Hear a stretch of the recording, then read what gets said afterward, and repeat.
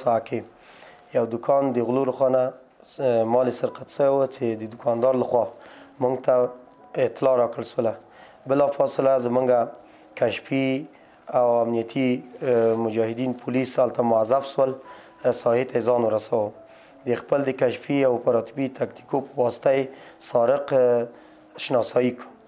سارق یو تن د طبقې وناس نه و چې نن خوشبختانه دستگیر شو او د سره هغه مسروقه مال هم موجود و. وروسته له هغې نه د سارق او مسروقه مال دواړه حوزې ته را انتقال شول.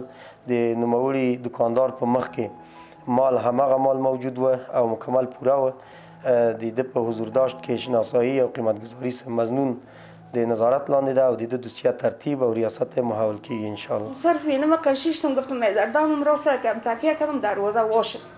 دروازه که واشد داخل رفتم که اون انگشتر را یاد قطعیت بود گرفتم بر اومدم دکان نقره فروشی بالا شدم دو تا انگشتر دادم این نقره است در حال که بعد مجاهدین صاحبا معلوم بود که طلای سفید بود من نمیفهمیدم گفتم اینی را مفروشم گفت اکسایس میخرم قیمت یه شگفت گفت که $1000 که این افغانی میتونم تفهم سایسی رفتم تا دیر کرد قدر دیر بود بر بچه که زنگ داد گفتم همشیره اگر گرفته بیاد گلباور سنتر پیسه میدی گفتم قیمه کار دارم تو برو ما پس دمی دکان میاییم.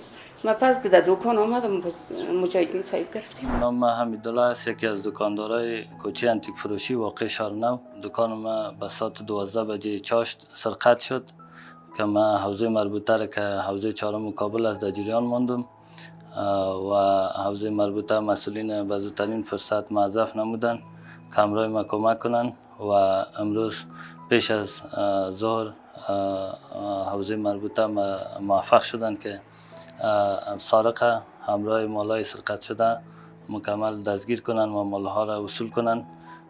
دیگه من بسیار زیاد سپاسگزار هستم از حوزه مربوطه و ازشان تشکری میکنم که در این رابطه همراه ما بسیار کمک خوب کردن و موفقیت های بیشتر برشان آرزو دارم. کوم کسان چې دکانداران او یا تجاران دی غوښتنه ده چې کوم وخت دوی داسې یو مشکل سره مخ کیږي یا مال سرقت کیږي نو عاجل د سل شمیرې او یو سلونه شمیرې سره تماس نیسي مربوطه حوزې سره د هغوی کومه شمیرې چې د کارمندانو دوی سره موجود وي تماس دې نیسي. انشاءالله موږ باورمند یو چې د 80% خلک همکار دي اطلاع راکوي او د هغوی د اطلاع په اساس موږ فورا